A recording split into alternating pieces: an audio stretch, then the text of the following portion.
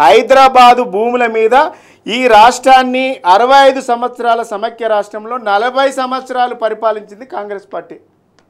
మిగిలిన 20 సంవత్సరాలు పరిపాలించింది తెలుగుదేశం పార్టీ. ఇలా మీరు అంత హైదరాబాదు సంపద భూములను కొల్లగొట్టడానికి ఇలా సమైక్య రాష్ట్రంలో ఉన్నటువంటి పెద్దలందరూ కూడా ఆ ప్రభుత్వాలన్నీ తెలంగాణ భూములను గుంజుకోవడానికి చేసినటువంటి ఒక విధ్వంసంలో భాగంగానే ఇలా 2004 జనవరి 13వ తారీఖున 400 ఎకరాల భూమిని ఒక ప్రైవేట్ సంస్థకు ఐఎంజీ అకాడమిక్ భారత్ ప్రైవేట్ లిమిటెడ్కు ఇస్తున్నట్టుగా చంద్రబాబు నాయుడు గారు దారాదత్తం చేస్తున్న 400 ఎకరాలు ఇస్తున్నట్టుగా ఆయన ప్రకటన ఇచ్చింది. ఇది ఇందిరాగాంధీ ఇచ్చినటువంటి భూమిని అసలు నువ్వెవరు అసలు ప్రభుత్వమే ఇచ్చింది. ఒక ప్రభుత్వం ఇచ్చినటువంటి భూమిని ఇంకో ప్రభుత్వం దారాదత్తం చేసేటువంటి ప్రయత్నం ఇదెవరు ఒక ప్రైవేట్ కంపెనీకి ఇచ్చేటువంటి కుట్ర. ఆ ప్రైవేట్ కంపెనీకి ఇచ్చినటువంటి భూమిని ఇది మా భూమి అనేసి కోర్టుకు పోయి వాళ్ళు తెచ్చుకున్నారు. ఇలా మీరు ఇదే క్లియర్ లేదు.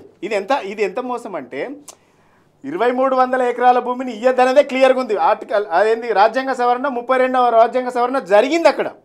ఇది మళ్ళీ ఒకవేళ రిటర్న్ చేయాలంటే మళ్ళీ రాజ్యాంగ సవరణ జరగాలనేది చాలా క్లియర్గా మెన్షన్ చేసింది అక్కడ.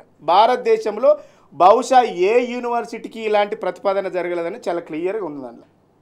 ప్రొఫెసర్ అరగోల్ రాసినటువంటి ఆర్టికల్ కానీ లేకుంటే మనకు ఉన్నటువంటి పూర్తి వివరాల మీద అసలు డిమార్కేషన్ అనేది జరగలేదు. డిమార్కేషన్ అనేది జరగనన్నప్పుడు అసలు యూనివర్సిటీ భూమి అని చాలా క్లియర్గా ఉన్నాక ఒక్కసారి భూమి కేటాయించిన తర్వాత యూనివర్సిటీకి అసలు ప్రభుత్వం మాదని చెప్పేటువంటి ప్రయత్నం ఎక్కడిది?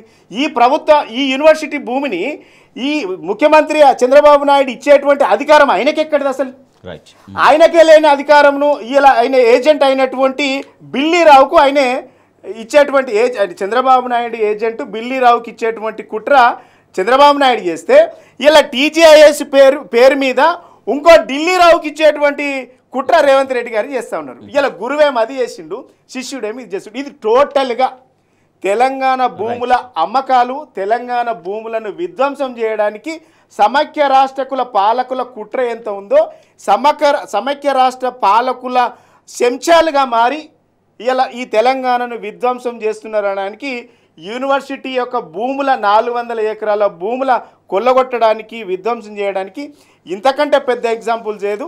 తెలంగాణలో ఉన్నటువంటి ప్రతి పౌరుడు ఇలా తెలంగాణ సంపద ఇది. ఈ సంపదను కొల్లగొడుతున్నటువంటి సమైక్య రాష్ట్ర తొత్తులు అంటున్నా నేను. ఇలా గురువేమో అమ్ముకుంటుండు, ఆయన బిల్లీరావుకి ఇచ్చిండు, ఈయనేమో ఢిల్లీరావుకి ఇస్తూ ఉన్నారు. ఇక తేడా పెద్ద ఏం లేదు.